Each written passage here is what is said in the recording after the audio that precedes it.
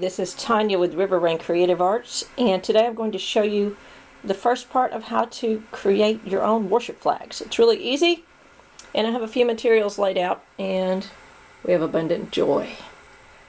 The Lord has done great things for us, and we're filled with joy. Okay, worship flags. It doesn't take much to make your own worship flags.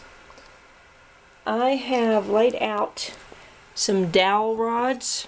You can buy these at Home Depot, Walmart, probably. Really cheap. In fact, I had my husband, these were about 3 feet long, and I had him cut them in half, saw them in half.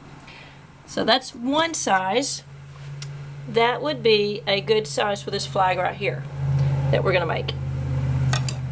This piece of cloth is like a satiny, imitation satin type. It's about 14 inches by 8 inches, something like that. I've just cut it. I haven't even sewn it or done anything to fix the edges yet. It's got 2 bound edges. Actually, this one has 3. Anyway, just get a piece of cloth that is pretty flexible but not too stretchy, unless you want to be able to sew it, and you know how to sew well with stretchy material. Silk or lame, or like this gold flag I'll show you in a minute. Stuff like that, imitation lame is really good. You don't want anything really stiff. You want something that flows in the wind, like we like to see flags flow. Other materials, I've got some smaller dowel rods that I have used to make really thin, small flags, such as you might get on a little bitty American flag, like the 4 by 6 inches. This is only about a foot long, and very thin and very light. It's really good for kids.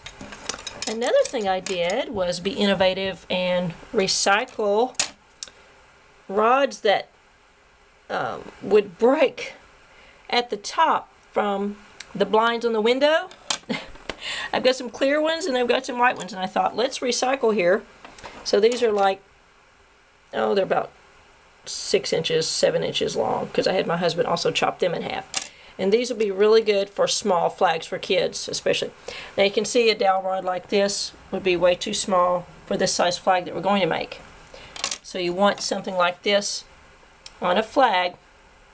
You want the pole to reach the top of the flag, or maybe a little taller. Maybe probably about, I don't know, 1/8 of an inch to 1/4 of an inch. And then have enough room on the bottom for you to hold it well enough so the flag will flow and not hit your hand. So that's part 1. We'll be right back with part 2. You can do this. These materials are cheap. You could probably find really cheap material, or have somebody give you some if you need to, or just go buy something cheap at Walmart to get started with. One thing you want to be sure and do with your flags, no matter if they're little bitty streamers or huge big flags, is and I like to do this at the end of the process after the flag is made, but you want to anoint them, pray over them, and proclaim like the Lord does. He is our banner of love. He unfurls his banner of victory over us, Jehovah Nissi. You want to proclaim over them that they are instruments to help usher in his anointing, his power, to change things. We love to see our American flag waving, because it inspires us and reminds us we live in the best country. God is for us. And so when we wave banners to the Lord, it helps usher in his presence. And I think it's very important that we dedicate our flags to the Lord, pray over them, and anoint them. And I will show you guys what I'm talking about when we get to that point.